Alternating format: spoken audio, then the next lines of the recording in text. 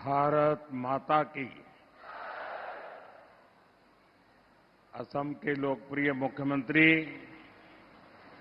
हिमंता बिस्वा शर्मा जी, केंद्रीय मंत्रिमंडल के मेरे सहयोगी सर्बानंद सोनोवाल जी, हरदीप सिंह पुरी जी, असम सरकार के मंत्रीगण, सांसद और विधायकगण और विशाल संख्या में पधारे हुए मेरे भाइयों और बहनों, मोई होमो ओहोम बासिक आगोतिया कोई हारोदिया दुर्गा पूजार उलोग आरु शुभेच्छा जानोईशु।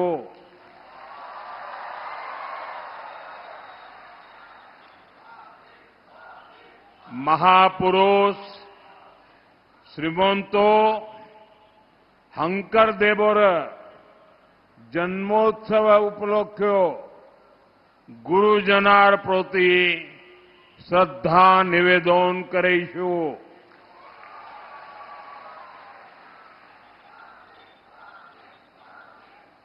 साथियों, मैं बीते 2 दिन से नॉर्थ ईस्ट में हूं। जब भी मैं नॉर्थ ईस्ट आता हूं तो अभूतपूर्व स्नेह और आशीर्वाद मिलता है। खास तौर पर असम के इस क्षेत्र में जो स्नेह, जो अपनापन मिलता है, वो अद्भुत है। मैं आप सभी जनता जनार्दन का हृदय से बहुत बहुत आभार व्यक्त करता हूं।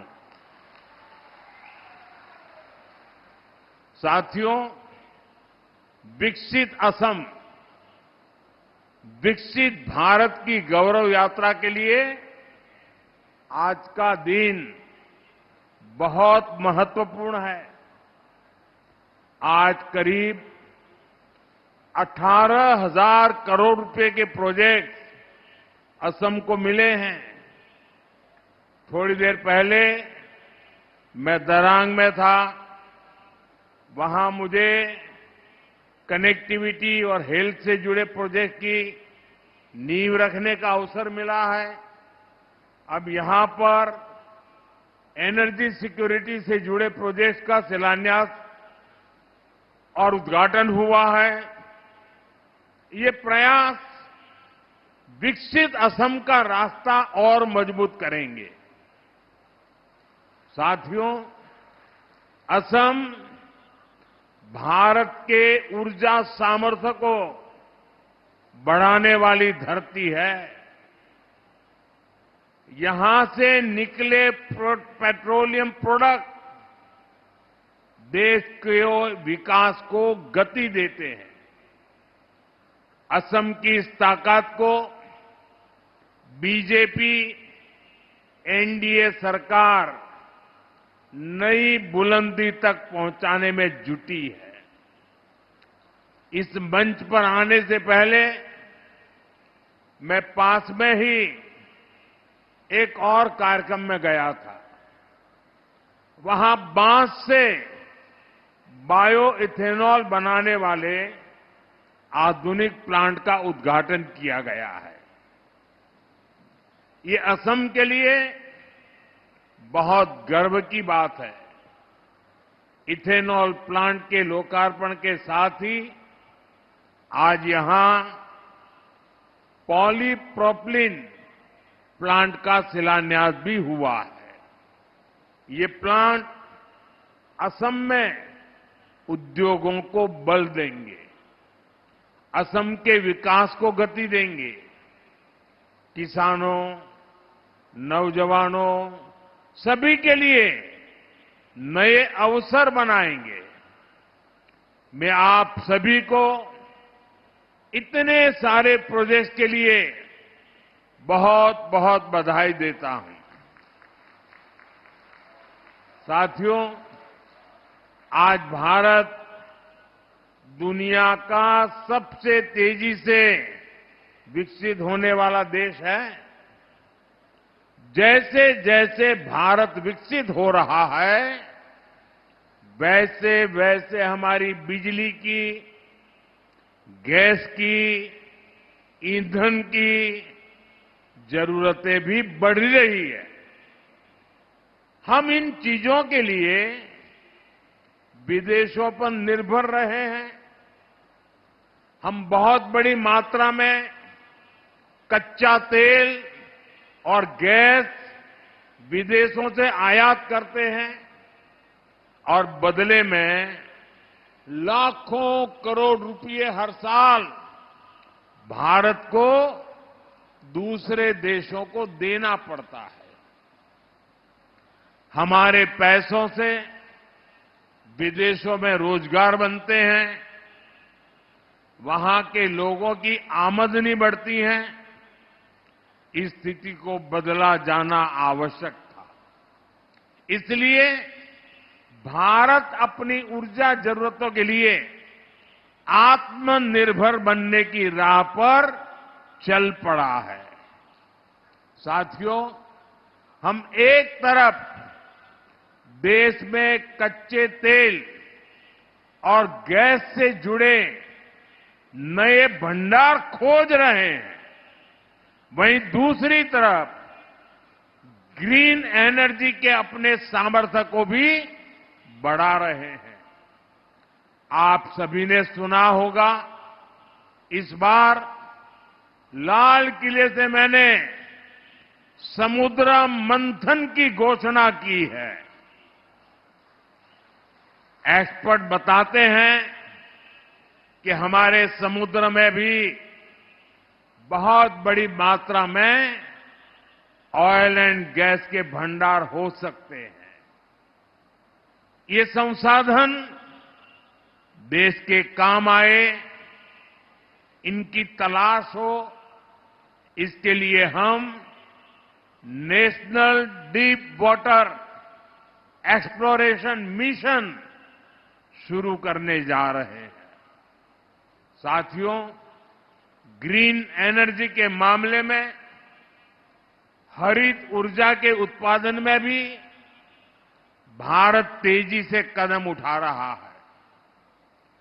एक दशक पहले भारत सोलर पावर के मामले में बहुत पीछे था, लेकिन आज सोलर पावर के मामले में भारत दुनिया के टॉप 5 देशों में आ गया।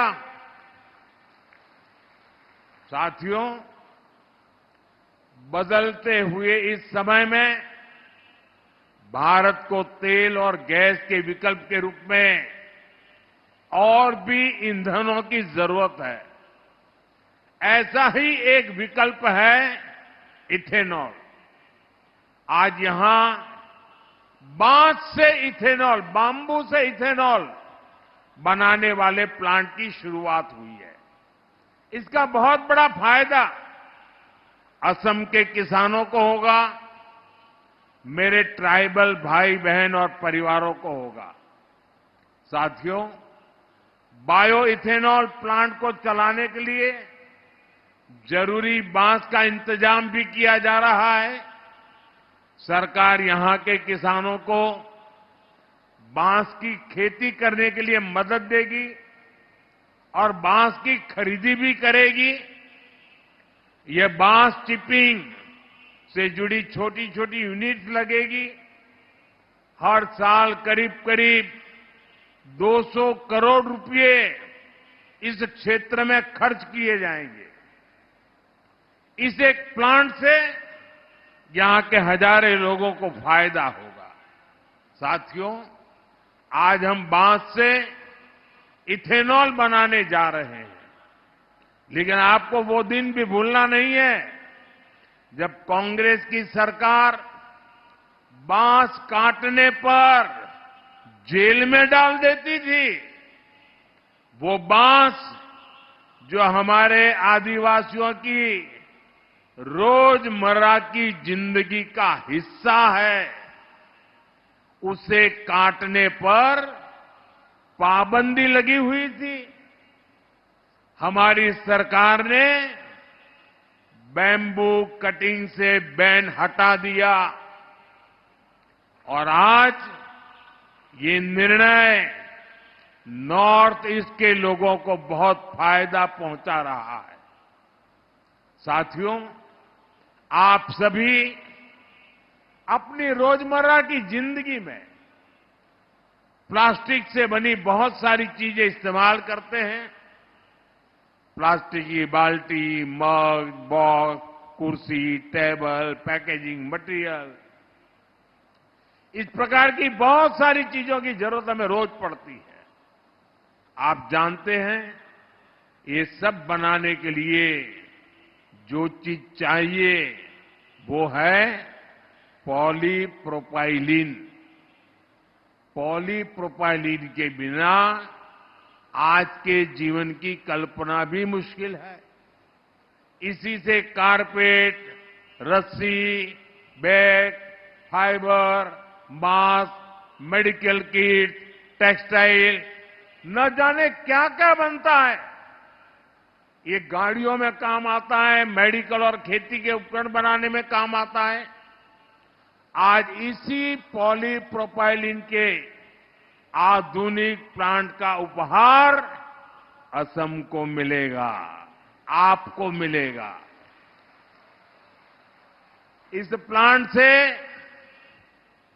Make in Assam, make in India, इसकी नींव मजबूत होने वाली है। यहां दूसरे मैन्युफैक्चरिंग उद्योगों को भी बल मिलेगा। साथियों, जैसे असम गोमोशा के लिए जाना जाता है, एरी और मुगा सिल्क के लिए जाना जाता है, अब इसी तरह असम की पहचान में पॉलीप्रोपाइलीन से बना टेक्सटाइल भी जुड़ने जा रहा है। साथियों, आज हमारा देश आत्मनिर्भर भारत अभियान के लिए परिश्रम की पराकाष्ठा करके दिखा रहा है। असम इस अभियान के प्रमुख केंद्रों में से एक है।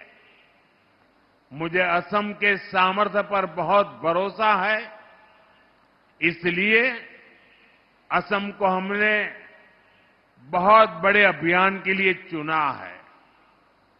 और ये अभियान है सेमी कंडक्टर मिशन। असम पर मेरे विश्वास का कारण भी उतना ही बड़ा है। गुलामी के दौर में असम टीकी उतनी पहचान नहीं थी, लेकिन देखते ही देखते असम की मिट्टी और असम के लोगों ने असम टी को ग्लोबल ब्रांड बना दिया। अब नया दौर आया है। भारत को आत्मनिर्भर होने के लिए दो चीजें चाहिए, एक ऊर्जा और दूसरा सेमीकंडक्टर, और असम इसमें बहुत बड़ी भूमिका निभा रहा है। साथियों, आज बैंकों के कार्ड से लेकर मोबाइल फोन, कार, हवाई जहाज और स्पेस मिशन तक हर इलेक्ट्रॉनिक चीज की आत्मा एक छोटी सी इलेक्ट्रॉनिक चिप में समाई जाती है। अगर हमें ये सारे सामान भारत में बनाने हैं तो चिप हमारी होनी चाहिए। इसलिए भारत ने सेमी कंडक्टर मिशन शुरू किया है और इसका बहुत बड़ा आधार आसाम को बनाया है। मोरी गांव में तेजी से सेमीकंडक्टर फैक्ट्री का निर्माण चल रहा है। इस पर 27,000 करोड़ रुपए खर्च किए जा रहे हैं। ये असम के लिए बहुत गर्व की बात है। साथियों, कांग्रेस ने देश में लंबे समय तक शासन किया है। यहां असम में भी कांग्रेस ने कई दशकों तक सरकार चलाई है। लेकिन जब तक कांग्रेस की सरकारें रही, तब तक यहां विकास की रफ्तार भी धीमी रही और विरासत भी संकट में रही। बीजेपी की डबल इंजन सरकार असम की पुरानी पहचान को सशक्त कर रही है और असम को आधुनिक पहचान से भी जोड़ रही है। कांग्रेस ने असम को नॉर्थ ईस्ट को अलगाव दिया, हिंसा दी, विवाद दिए। बीजेपी असम को विकास और विरासत से समृद्ध राज्य बना रही है। ये हमारी सरकार है जिसने असमिया भाषा को क्लासिकल लैंग्वेज का दर्जा दिया। मुझे खुशी है कि असम की बीजेपी सरकार नई नेशनल एजुकेशन पॉलिसी को भी तेजी से लागू कर रही है। यहां स्थानीय भाषाओं में पढ़ाई को प्रोत्साहित किया जा रहा है। साथियों, कांग्रेस ने नॉर्थ ईस्ट के, असम के महान सपूतों को भी कभी सही सम्मान नहीं दिया। इस धरती पर वीर लासित बोरफुकन जैसे जाबाज योद्धा हुए, लेकिन कांग्रेस ने कभी उनको वो सम्मान नहीं दिया जिसके वो हकदार थे। हमारी सरकार ने लासित बोरफुकन की विरासत को सम्मान दिया। हमने उनकी 400वीं जन्म जयंती राष्ट्रीय स्तर पर मनाई। हमने उनके जीवनी को 23 भाषाओं में प्रकाशित किया। यहां जोरहाट में मुझे उनकी विशाल प्रतिमा का अनावरण करने का भी अवसर मिला था। कांग्रेस ने जिसकी उपेक्षा की, हम उसे अग्रिम पंक्ति में लेकर चल रहे हैं। साथियों, यहां शिवसागर का ऐतिहासिक रंगघर उपेक्षित पड़ा हुआ था। हमारी सरकार ने इसका नवीनीकरण किया। हमारी सरकार श्रीमंत शंकर देव की जन्मस्थली बटाद्रवा को विश्व स्तरीय पर्यटन केंद्र बनाने का काम कर रही है। जैसे वाराणसी में काशी विश्वनाथ धाम परिसर बना है, उज्जैन में महाकाल महालोक बना है, वैसे ही असम में हमारी सरकार मां कामाख्या कॉरिडोर भी बना रही है। साथियों, असम की संस्कृति और इतिहास से जुड़े अनेक ऐसे प्रतीक हैं, अनेक ऐसे स्थान हैं जिन्हें बीजेपी सरकार नई पीढ़ी के लिए संरक्षित कर रही है। इससे असम की विरासत को तो फायदा हो ही रहा है, असम में टूरिज्म का भी दायरा बढ़ रहा है। असम में जितना अधिक टूरिज्म बढ़ेगा, उतना ही ज्यादा रोजगार हमारे नौजवानों को मिलेगा। साथियों, विकास के इन प्रयासों के बीच असम के सामने एक चुनौती विकराल होती जा रही है। ये चुनौती है घुसपैठ की। जब यहां कांग्रेस की सरकार थी तो उसने घुसपैठियों को जमीनें दी, अवैध कब्जों को संरक्षण दिया। कांग्रेस ने वोट बैंक के लालच में असम के डेमोग्राफी का संतुलन बिगाड़ दिया। अब बीजेपी सरकार असम के लोगों के साथ मिलकर इस चुनौती का मुकाबला कर रही है। हम घुसपैठियों से आपकी जमीनों को मुक्त करा रहे हैं। जिनके पास जमीन नहीं है, जिन आदिवासी परिवारों को जरूरत है, उनको हमारी सरकार जमीन के पट्टे दे रही है। मैं मिशन वसुंधरा के लिए भी असम सरकार की प्रशंसा करूंगा। इसके तहत लाखों परिवारों को भूमि के पट्टे दिए जा चुके हैं। अहोम कोच राजवंशी और गोरखा समुदाय के भूमि अधिकारों को कुछ जनजातीय क्षेत्रों में मान्यता दी गई है। उनको संरक्षित वर्गों की सूची में शामिल किया गया है। जनजातीय समाज के साथ जो ऐतिहासिक अन्याय हुआ है, बीजेपी उसको ठीक करने में पूरी प्रतिबद्धता से जुटी है। साथियों, बीजेपी सरकार के विकास का एक ही मंत्र है, वो मंत्र है नागरिक देवो भव। नागरिक देवो भव यानी देश के नागरिकों को असुविधा न हो, उनको छोटी छोटी जरूरतों के लिए यहां वहां भटकना न पड़े। लंबे समय तक कांग्रेस के शासनकाल में गरीबों को तरसाया गया, ठुकराया गया, क्योंकि कांग्रेस का काम एक वर्ग के तुष्टीकरण से हो जाता था, उनको सत्ता मिल जाती थी। लेकिन बीजेपी तुष्टीकरण नहीं, संतुष्टीकरण पर जोर देती है। कोई भी गरीब, कोई भी इलाका पीछे न रहे, इस भाव से हम काम कर रहे हैं। आज असम में गरीबों के पक्के घर बनाने का काम भी तेजी से आगे बढ़ रहा है। अभी तक असम में 20 लाख से अधिक पक्के घर गरीबों को मिल चुके हैं।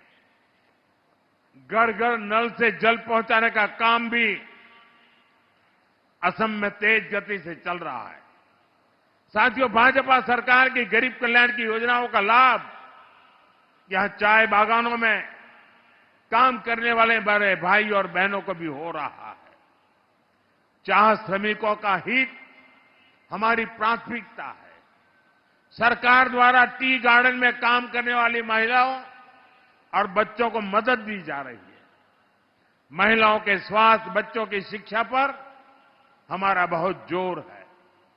यहां माता मृत्यु दर और शिशु मृत्यु दर को कम से कम करने के लिए भी सरकार योजनाएं चला रही है। कांग्रेस के समय में टी गार्डन वर्कर्स को टी कंपनियों के मैनेजमेंट के भरोसे छोड़ दिया गया था, लेकिन भाजपा सरकार उनके घरों में बिजली कनेक्शन की, घर में पानी की, उनके स्वास्थ्य की चिंता कर रही है। इन योजनाओं पर करोड़ों रुपए खर्च किए जा रहे हैं। साथियों, असम के विकास का नया दौर शुरू हो चुका है। असम ट्रेड और टूरिज्म का बड़ा सेंटर बनेगा। हम मिलकर विकसित असम बनाएंगे, विकसित भारत बनाएंगे। एक बार फिर आप सभी को विकास की परियोजनाओं के लिए अनेक अनेक शुभकामनाएं देता हूं। मेरे साथ बोलिए, भारत माता की। हाथ ऊपर करके पूरी ताकत से आवाज दीजिए, भारत माता की, भारत माता की, भारत माता की। बहुत बहुत धन्यवाद।